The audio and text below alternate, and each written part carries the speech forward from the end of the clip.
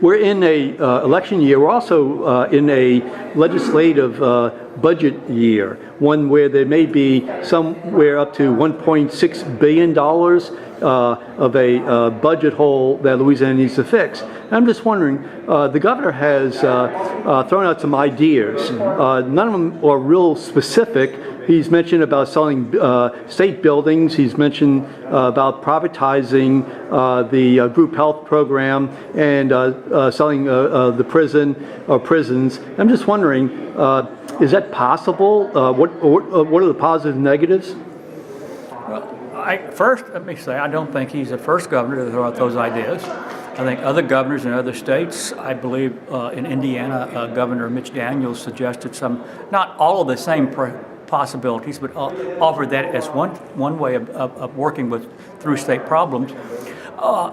First, I think there obviously we are dealing with a budget that must be completed by the end of this session, which will be June 20th or June 21st.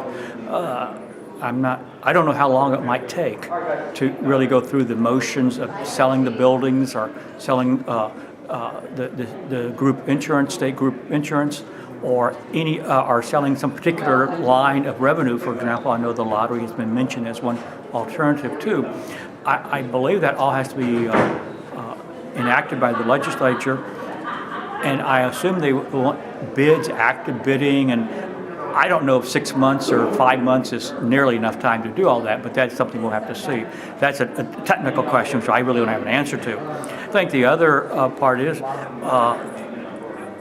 all those ideas can work. The question is, would you do it just to solve a budget problem, or are you going to do it because they're better?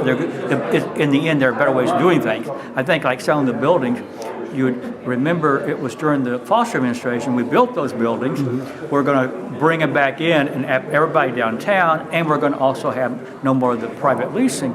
And we did that, and at that time, Governor Foster and his commissioner administration, Mark Brennan, felt that was the better way of going.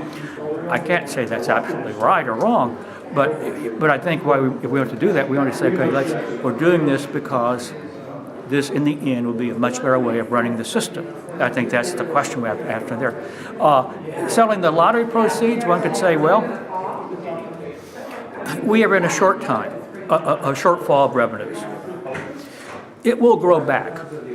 We'll have growth in our revenue structure over the next several years. It will grow back. And we don't want to just cut state services unnecessarily. Because once we cut them, we don't have, it will not come back. This is a rational way of trying to fill in the gap. And that's rational. That's not irrational. It's perfectly rational to think that way. Now the question is, okay, what can we get for them? And that's going to take, we want a very active bidding. We want more than just one person make an offer. So we want that. So it will take some time and some questions of finance and questions of, okay, what do we get?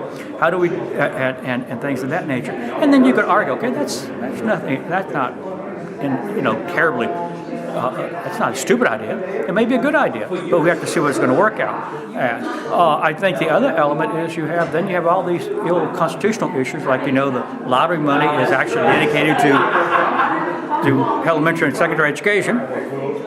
How do you work around that? You have all sorts of little questions. The other question you have is, okay, you sell it for, let's say you sell the lottery proceeds over the next 10 years for, I'm just picking out a number at random, $500 million. Well, is that $500 million?